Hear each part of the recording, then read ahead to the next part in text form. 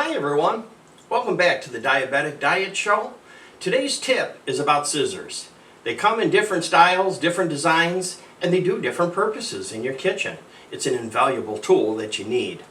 Now you'll find this kind here, which is really good for paper. You'll find the general utility knives type. I get these at like a restaurant supply place or a really good hardware store.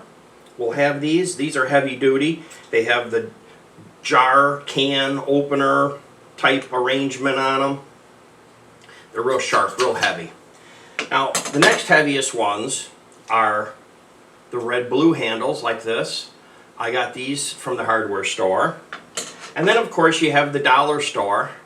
These are your quickie ones. You can use them as a hammer because you don't care if you break them. But they work a little bit. Not your best. Not really worth it. Spend a few bucks, get yourself some good ones. But you know, scissors can be used for cutting meat. You can cut pizzas. You can cut up celery with it. There's lots of things in the kitchen that you can cut. And it's a lot easier to cut the bacon with scissors than it is with a knife. And I'm going to make a BLT sandwich. Thanks for stopping by.